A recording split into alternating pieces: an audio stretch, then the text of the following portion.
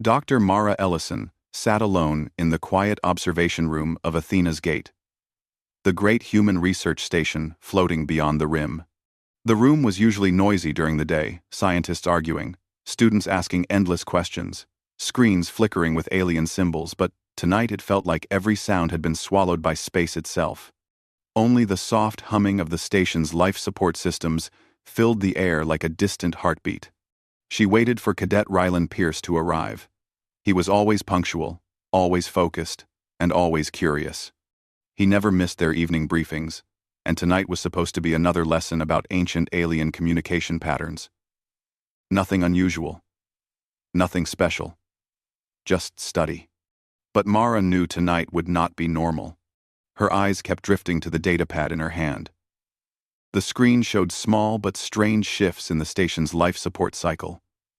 Tiny changes that almost looked like random glitches. If she had not studied alien infiltration tactics for years, she would have ignored them. Most people did. Even the automated systems ignored them. But she knew those fluctuations were not harmless. They were a warning. The door swished open. Rylan stepped inside with a calm, almost cheerful expression, holding his own datapad and a stack of notes.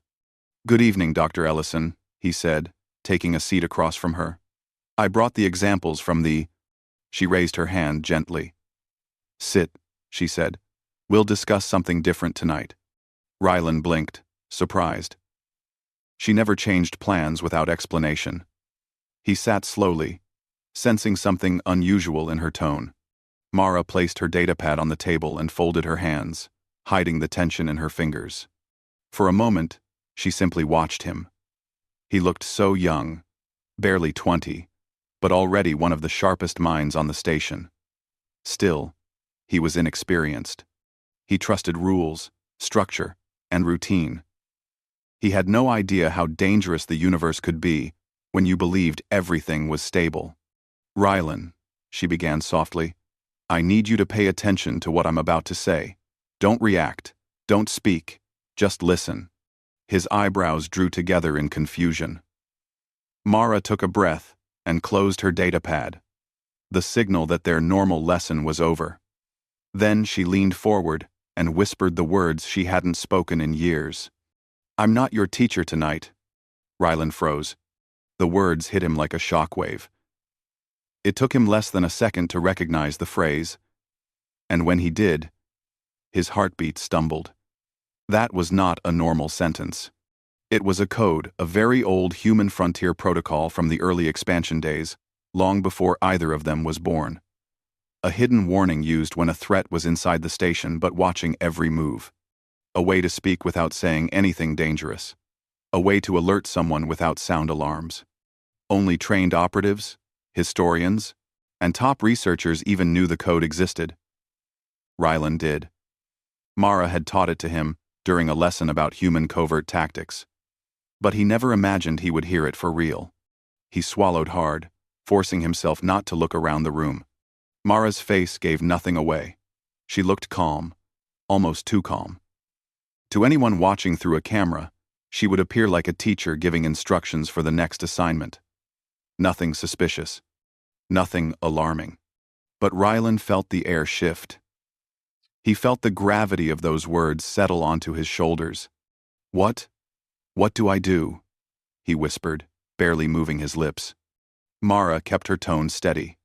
"You will stand up. You will walk to the shelf behind me, take the old archive box, and bring it here. Then, we will leave this room, slowly, without looking at the camera, near the door." Rylan nodded once. He moved carefully, pretending to be simply following a normal instruction. But his hands shook as he reached for the archive box, one filled with old printed reports, which most people never touched. He carried it back to the table and placed it down with a soft thud. "Good," Mara said, rising from her seat. "Let's review these in the old records room. The lighting is better." A simple excuse. Harmless, ordinary, completely false. They walked out together. The corridor outside was quiet, bright, and perfectly clean. Nothing about it looked dangerous. Rylan forced himself to walk normally, though every instinct screamed to run or look over his shoulder. Mara's voice came through the small earpiece she slipped him earlier, without any cameras noticing. "Do not speak aloud. Audio channels may be compromised." Rylan touched the earpiece lightly and replied through a low whisper. "Is it confirmed? Is there—" "Yes," Mara answered. "And not just any intruder. A Cathari. A Kethari." Rylan nearly stopped walking. The Cathari were one of the most feared infiltration species ever recorded. Shapeshifters. Mimics. They entered human outposts by copying the behavior, voice, and even appearance of crew members. They learned routines, took positions of power, then slowly destabilized everything from inside. Their infiltration always began the same way, unnoticed. Rylan tried to control his breathing. "How long?" he whispered. "At least 2 days," Mara responded. "Maybe longer." The life support anomalies show patterns only visible when someone is trying to hide movement through the system. And the cameras? Already compromised. That's why I used the phrase. Rylan felt cold sweat form along his back. They passed a pair of engineers in the hallway, laughing casually about some coolant malfunction on Deck 5. Rylan stared at them a little too long, searching their faces for any strange detail. One of them noticed and gave him a confused look. Mara stepped in smoothly. "Cadet Pierce is preparing for his xenopsychology exam," she said with a warm smile. "He's thinking too hard." The engineers laughed and continued walking. Once they were out of sight, Mara whispered, "Do not study their faces. The Cathari can imitate almost perfectly. You won't find the difference by staring." Rylan nodded again. They entered the old records room, a dark, dusty section of the station, rarely used. The moment the door closed, Mara activated an analog switch on the wall. The lights flickered on, and a series of metal shutters locked over the windows. The room became isolated from all digital channels. Finally safe. Rylan exhaled shakily. "Doctor, what exactly did you find?" Mara walked to the central table and placed her datapad down, projecting the life support fluctuations in large, simple graphs. Rylan frowned. The changes were tiny, almost invisible. "It looks like nothing," he said. "That's exactly why it's something," Mara answered. "A human glitch would be random. These are patterned, timed, intentionally disguised." She pointed to one cluster. "This is the route someone took through the vents, not a human route, and not natural movement." Rylan felt dread settle inside him. "Why would a Cathari come here?" he asked. "Athena's Gate is only a research station." Mara looked at him with sharp, serious eyes. "Because tomorrow, the human diplomatic envoy arrives. If a Cathari replaces someone important before that meeting, the consequences could affect the entire frontier." Rylan sat down, trying to absorb it. "So we need to find it," he said. "We need to find out who it replaced." Mara shook her head. "Not yet. First, we need to protect ourselves. The moment it realizes we noticed it, it will come for us." Rylan's mouth went dry. "How do we stay hidden?" Mara walked to the far corner of the room and pulled open a metal drawer filled with old equipment, analog communicators, paper maps, mechanical scanners. Technology, too old to be hacked digitally. "These," she said. "The Cathari won't expect us to use tools from before it was even discovered." Rylan stared at the ancient devices, feeling strange excitement beneath his fear. This wasn't another lesson. This wasn't homework or exam prep. This was real. "So," he said slowly, "what's our next move?" Mara lifted one of the analog scanners and checked its battery. "Our next move," she said, "is to confirm who hasn't been replaced yet." And Rylan. He looked up. She met his eyes with a clear, steady gaze. "From this moment on, we work as equals. No teacher, no student." Rylan nodded, feeling the weight of the situation, but also a spark of determination. He was ready. and the station had no idea how close it was to disaster. The old records room felt like another world inside Athena's gate. Outside, the station was full of bright lights, polished floors, and advanced screens. Inside this room, everything looked older. Metal shelves, paper files, and devices covered in a thin layer of dust. It was the one place where digital eyes could not watch them, and that made it the safest place to think. Ryland stood near the old table, while Dr. Mara Ellison tested one of the analog scanners. The device buzzed softly, its small green light blinking as it warmed up. "We have to move fast," Mara said. "The Cathari will be watching everything. It knows the station. It knows our routines.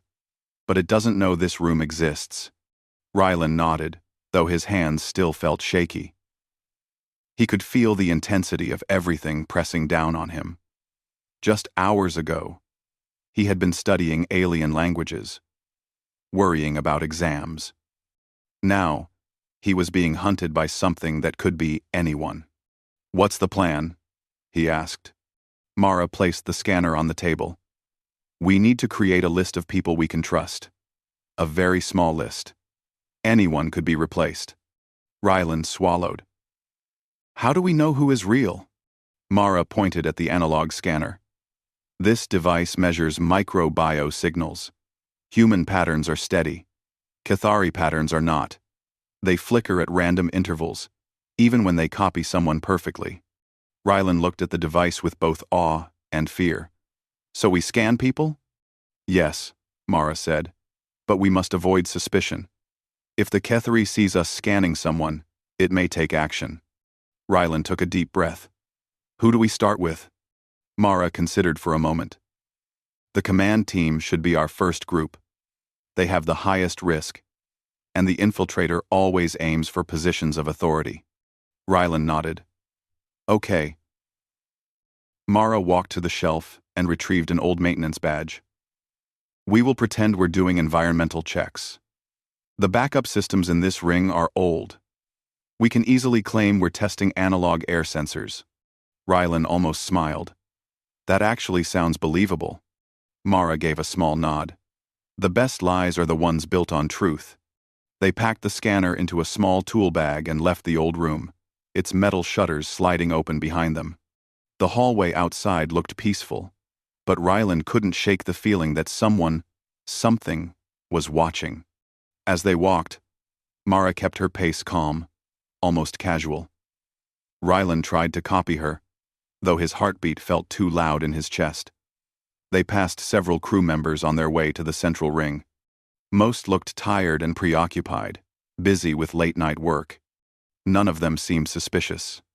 But that meant nothing. The Cathari mimicry was close to perfect. When they reached the main control sector, the doors slid open, revealing a large room filled with screens, maps, and holograms of star systems. Captain Hughes, a tall man with gray hair and calm eyes, stood near the center table, reviewing a docking report.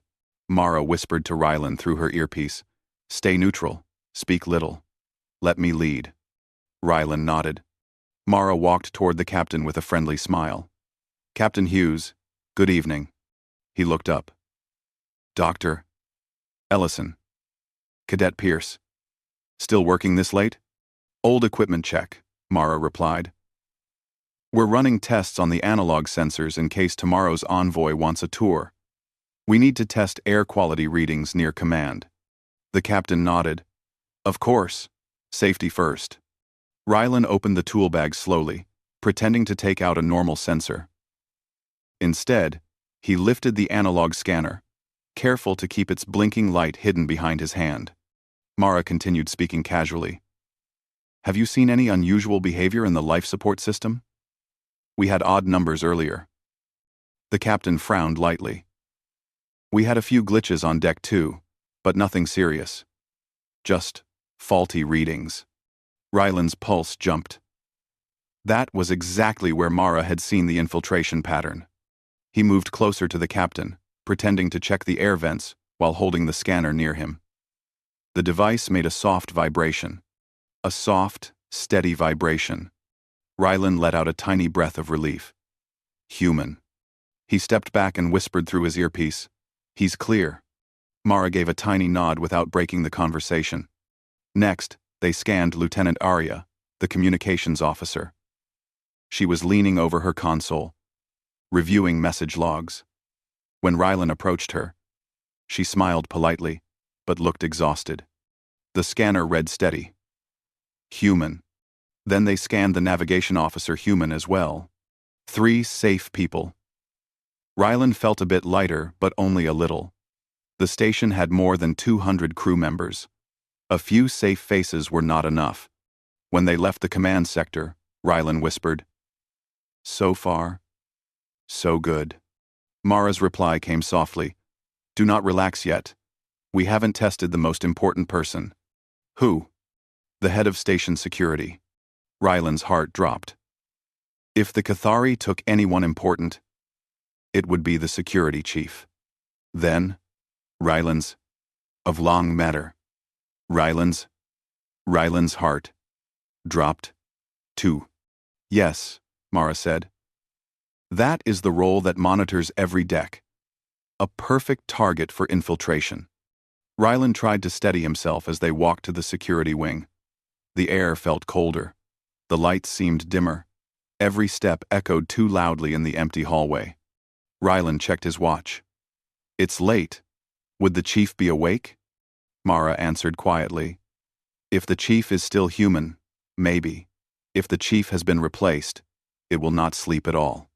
Rylan didn't like the sound of that. They reached the security office. The door stood slightly open. The internal lights were on, casting a thin white glow into the hallway. Mara raised a hand, signaling Rylan to stay still. She peeked inside first. Chief Dalen sat at his desk, typing on a console panel. He looked normal. Calm. Focused. Nothing strange.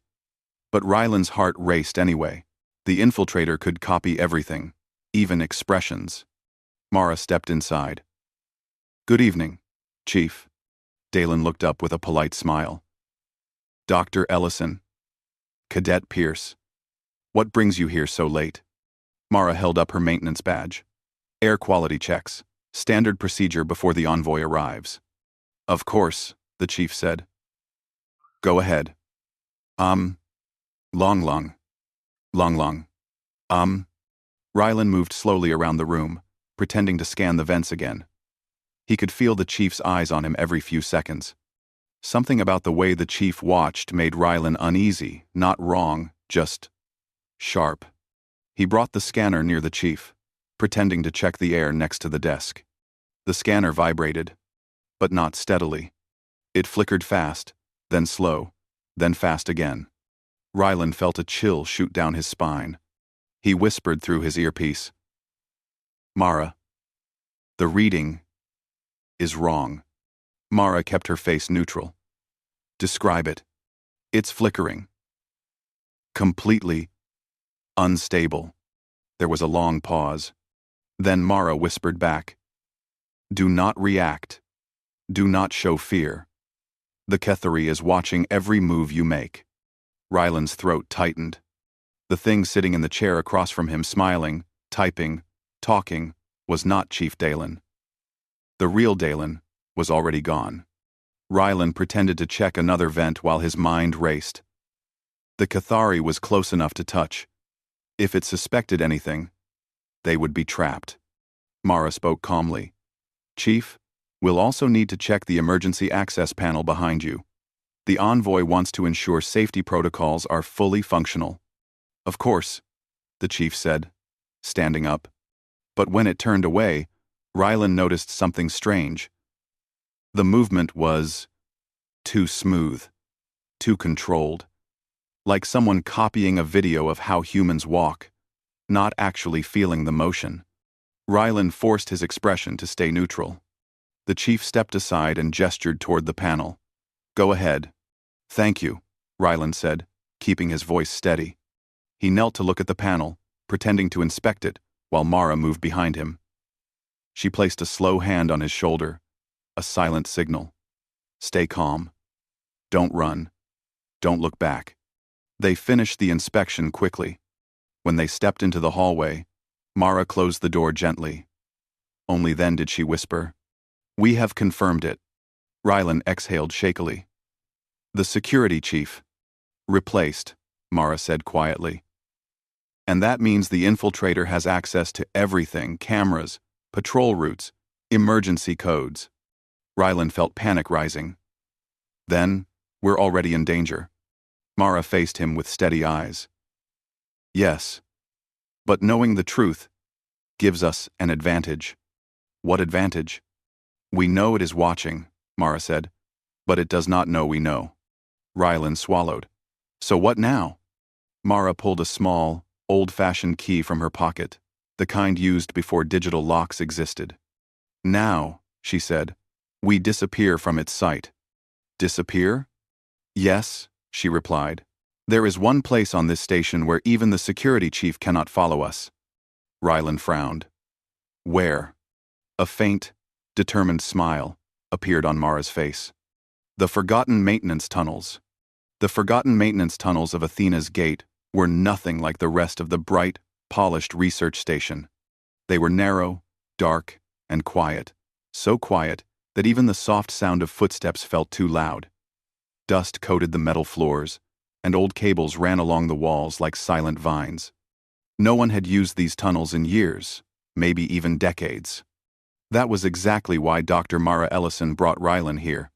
The Cathari might control cameras, sensors, and doors, but it could not watch a place that the station had abandoned long before it arrived. Rylan followed Mara deeper into the tunnels, holding a small analog lantern that flickered softly with a warm glow. The air smelled old, and the temperature felt colder than the main decks.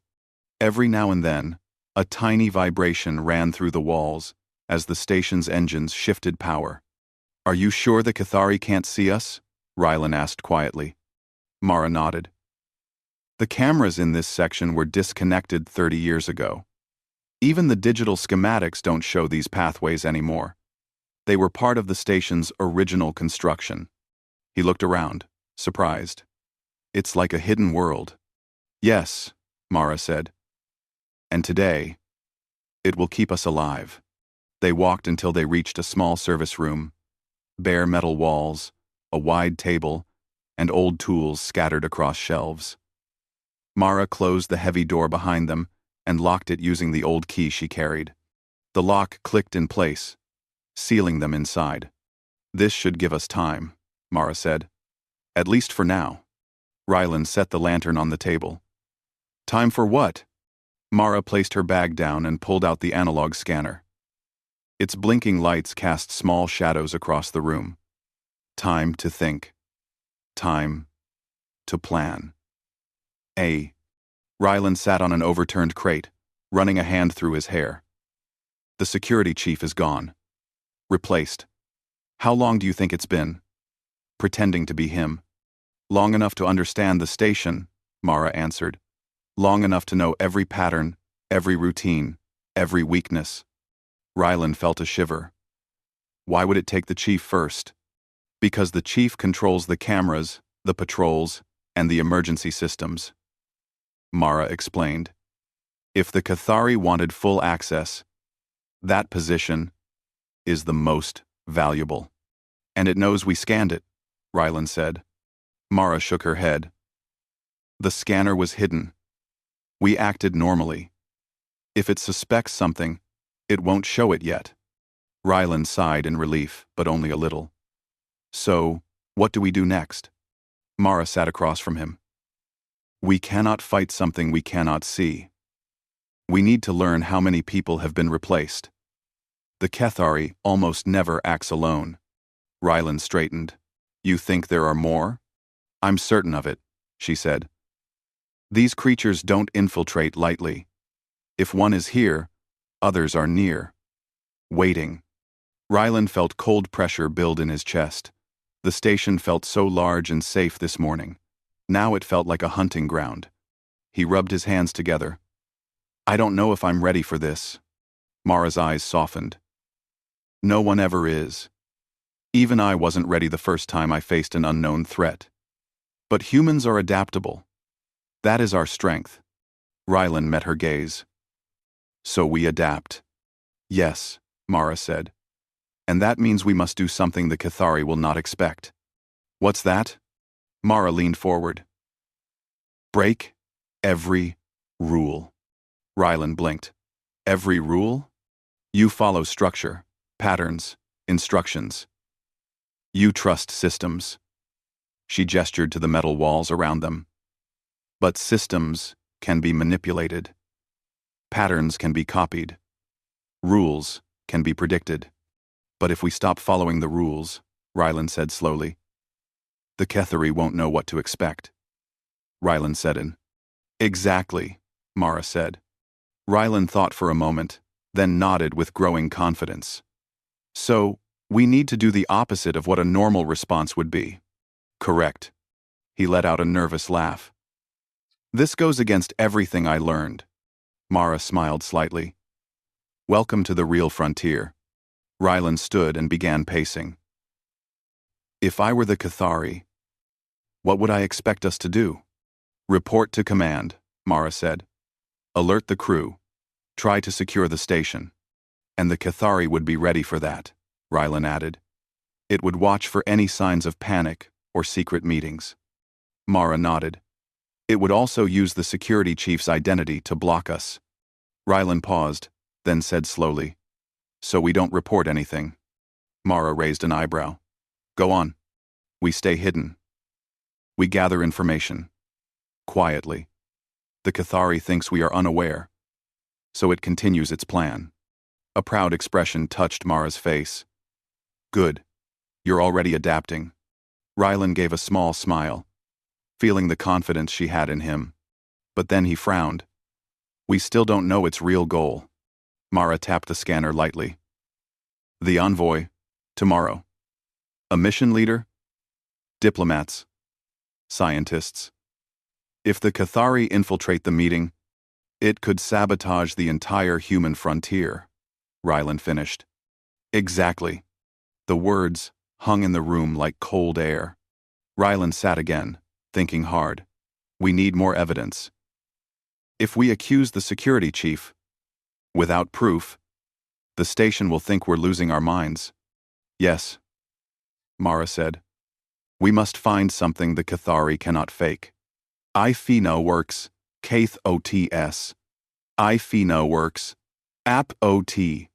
What kind of thing? Rylan asked. Behavior, Mara replied. A small detail. Something human. Something emotional. Rylan nodded slowly. The Cathari copies behavior, but it cannot copy feeling. Correct. She stood and walked to a metal locker in the corner. Inside were old maps of the maintenance tunnels. Worn paper, with faded ink. She spread them on the table. Rylan looked at the maze of lines. This place is huge. The original builders believed in redundancy, Mara explained. Hidden pathways. Old storage rooms. Forgotten labs. We can move through these tunnels without digital detection. Rylan traced a finger across a long corridor. Where does this one lead? To the subdeck mechanical bay, Mara said. Where the environmental controls connect to the older systems. Rylan's eyes brightened. That's where the life support errors started. Mara nodded. Yes. If the Cathari use that area to move around, there may be signs left behind. Rylan folded the map. Then that's our next destination. Mara smiled.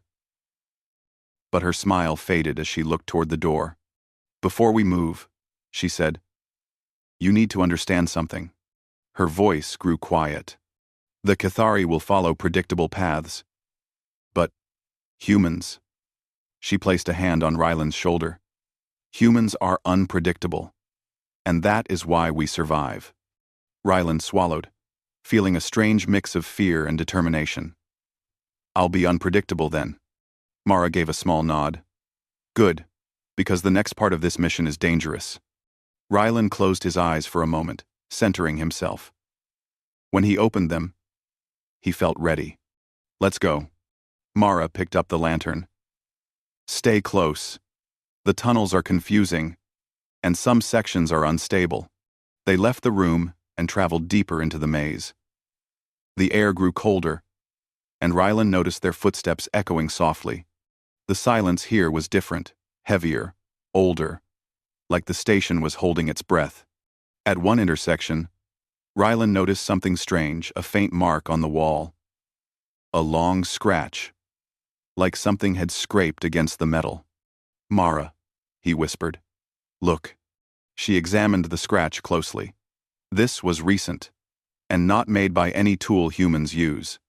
Rylan felt his chest tighten. So the Cathari has been here. Yes, Mara said softly. This confirms our suspicion.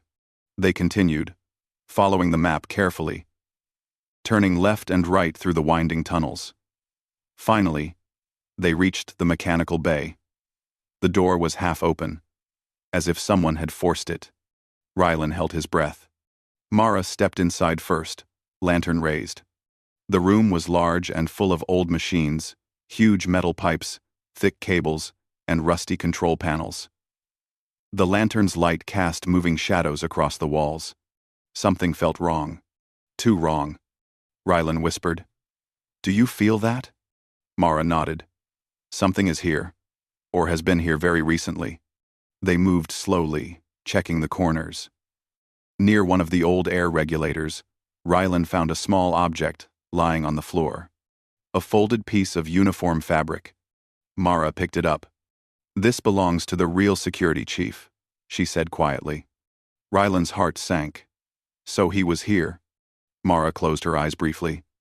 Yes, this is where the Cathari changed into him. Rylan felt a wave of dread. We need to get out of here. Yes, Mara said. But we cannot leave empty-handed. She lifted the fabric. This is our proof. The first piece. Enough to build a case. Rylan nodded. Then let's move before the Cathari comes back. They left the mechanical bay as quietly as they entered, lantern light leading the way back into the tunnels. But as they walked, Rylan suddenly heard something. A faint sound far behind them. A soft, unnatural scrape. He looked at Mara. She looked at him. They didn't speak a word. But they both understood. They were no longer alone in the tunnels. The soft scrape echoed again through the maintenance tunnels, slow, almost gentle, yet strangely chilling.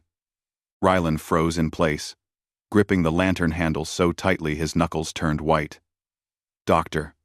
Mara Ellison held up a hand, signaling him not to move. For a moment, the tunnel became silent again. Then another sound followed the faint shift of something brushing along the metal walls. It's following us, Rylan whispered. Mara nodded slowly. Yes, but not too close. It's observing. Rylan swallowed nervously. What do we do? Mara took a breath. We keep walking. Fast, but not panicked. If it senses panic, it will approach. Rylan nodded, though every instinct wanted to run. His heart pounded, and the lantern light shook in his hands. But he stayed close to Mara and followed her through the twisting tunnels. The scrape came again, this time softer, as if the creature was moving with more caution, more curiosity. It doesn't know how much we know, Mara whispered through the dim light. It's trying to decide if we're worth confronting. Rylan's voice trembled. Let's make sure we don't give it a reason. They continued until the map showed a narrow connector tunnel. It led back to an older service room, one with a metal hatch that opened into the lower docking bay. If they could reach that room, they could access a manual communication device that predated digital systems. We need to warn the envoy, Mara said quietly. If they arrive without knowing what's happening, the Cathari will use the meeting to spread deception. Rylan nodded. Then let's go. They stepped into the connector tunnel, the lantern glow casting thin shadows along the walls. The air felt tighter here, almost pressing in around them. The tunnel was barely wide enough for two people to walk side by side. Halfway through, the scraping sound returned, this time slightly faster. Rylan whispered, Mara didn't respond. She, instead, quickened her pace, her eyes fixed on the faint outline of the room ahead. They reached the service room and closed the old metal door behind them. Mara slid the heavy bolt into place. The scrape outside stopped. The room was small, with a dusty console on one wall and a metal ladder leading upward. The old communication device sat in the corner, an analog transmitter with thick wires and a large antenna shaped like a spiral. Rylan placed the lantern on the table, trying to steady his breathing. "Do you think it will try to get in?" Mara shook her head. "Not yet. It doesn't want a confrontation unless it's sure." She moved to the analog transmitter and began checking the cables. Rylan approached the door quietly, listening. The tunnel outside remained silent. Too silent. "Okay," Mara said, turning one of the dials on the transmitter. "This device sends a short-range analog pulse. The modern systems won't pick it up, but the Envoy's landing craft uses both old and new tech for backup. So we warn them before they dock," Rylan said. "We warn them to stay away," Mara corrected. "If they land as planned, the Kithari will take advantage." Rylan nodded. "What should I do?" "Hold the lantern steady," she said. "When I activate the transmitter, the room lights will flicker." Rylan took a deep breath. "Ready." Mara flipped the power switch. The transmitter hummed to life, shaking slightly on the old table. Sparks flickered at the base of its antenna. The lantern dimmed briefly, but stayed lit. Mara adjusted the signal frequency. "We only get one chance," she said softly. "The Kithari may detect the burst." After a few seconds, Rylan's chest tightened. "Then do it quickly." She pressed the final switch. A deep vibration filled the room. The transmitter released a pulse of energy strong enough to shake dust from the ceiling. The lantern flickered wildly, then steadied again.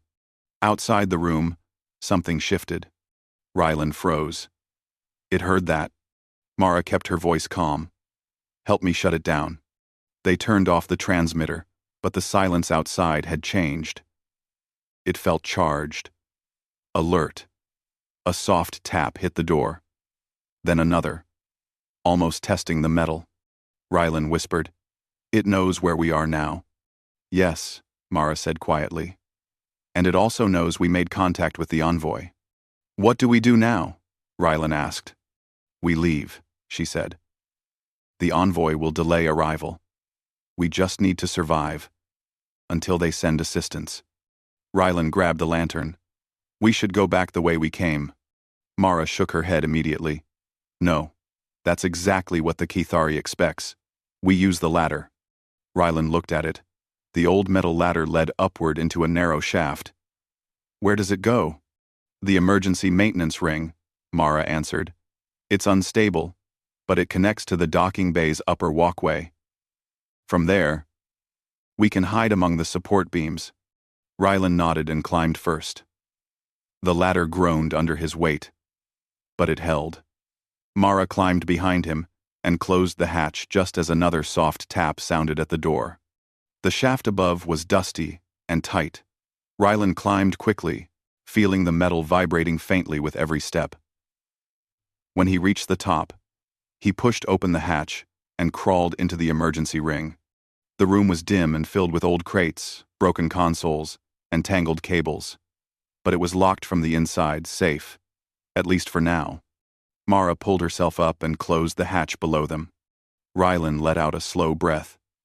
"What now?" "We move to the docking bay," Mara said. "But we must stay above the main floor. If the Kithari tracks us, it will search the open areas first." Rylan raised the lantern, lighting their path as they moved through the cluttered room. They found another door, this one leading to a walkway that overlooked the docking bay from high above. The walkway was narrow and dusty, suspended over the large open space where ships usually arrived. Rylan stepped carefully, gripping the railing. The space below was quiet and empty, waiting for the envoy that would no longer arrive on schedule. Mara moved beside him, her steps steady and controlled. We'll stay here until help comes. The Cathari won't expect us to hide. Above, instead of below. Rylan nodded but felt uneasy. Do you think it's still searching? Yes, Mara said. It knows we know the truth. That changes everything. They walked to the far corner of the walkway, where a cluster of support beams created a small, hidden space. They settled there, lantern dimmed to avoid attracting attention. For a long moment, they sat in silence. Then, Rylan whispered, Do you think the Cathari understands what we did? Mara looked at him. It knows we sent a message. But it doesn't know what we said. And it doesn't know if we sent backup information. Rylan nodded. Good. They waited, listening to the faint hum of the station. Minutes passed. Then an hour. Rylan tried to stay awake, but exhaustion made his eyes heavy. Just as he felt himself drifting, Mara touched his shoulder. Listen, she whispered. Rylan opened his eyes and strained his ears. A soft sound rose through the docking bay, an echoing crackle from the large speakers. Unidentified activity detected in maintenance levels. A calm voice announced. Security teams are being dispatched. Rylan's blood ran cold. Security teams? He whispered. But the chief is the Cathari. Mara nodded grimly. Which means these aren't real security teams. Rylan looked down at the empty docking bay. What is it doing? Mara whispered. It is trying to flush us out. Suddenly, footsteps filled the bay steady. Synchronized steps. Several figures in security uniforms entered, moving in perfect formation. Too perfect. Rylan's breath caught. Those are copies. Likely drones guided by the Cathari. The figures spread out, scanning the area with digital devices. They moved toward the lower walkways and tunnels, searching with mechanical precision. They're sweeping the station, Rylan said. We're trapped. No, Mara said. What advantage? Rylan whispered. She turned to him, her eyes calm, determined. The Cathari expects fear. Predictability. But humans. She placed a hand on his arm. We break rules. Rylan felt a spark of courage return. So what rule do we break now? Mara smiled slightly. The biggest one. She reached into her bag and pulled out a small analog beacon, the kind used for emergency rescue. She handed it to Rylan. Climb down the support beams, she said softly. Place this beacon behind the old cargo crates. When it activates, the drones will move toward it. Rylan stared at her. Then what? Then we slip out through the upper service hatch, she said. The one the drones don't know exists. Rylan hesitated. But if they see me, they won't. Mara said firmly. You've learned to move quietly. I trust you. Rylan took a breath and nodded. Okay. He climbed down the beams carefully. The docking bay looked massive from below. The drone-like security figures continued scanning, unaware of him moving above them. Rylan reached the crates and placed the beacon behind them. He activated it. A soft pulse spread across the bay.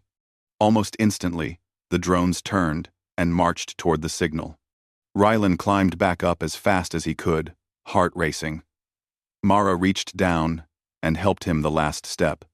Good, she whispered. Now, let's go. They moved quickly along the walkway and into the upper service hatch. The tunnel ahead was narrow, but safe. After several minutes of walking, they reached a small observation deck. Through the thick glass window, they saw a distant glimmer of lights, ships approaching. Rylan gasped softly. The envoy? Yes, Mara said. They understood the message and sent a rapid response team. Rylan watched the growing lights with relief flooding his chest. Mara stood beside him, calm and steady. We're safe now. Then she looked at him with a small smile. Do you remember what I told you the night this started? Rylan nodded. You said, I'm not your teacher tonight. She smiled. Then hear this now. She closed her datapad, mirroring the gesture from that night. Today, you are not my student, you are my partner. Rylan felt pride swell in him. Humanity would survive this. Because humans adapted. Humans improvised. Humans fought back, not with violence, but with courage, creativity, and unity. And the Kethari, for the first time, realized that humans were not easy prey. They were the unpredictable force the galaxy always underestimated. And tonight, they proved it again.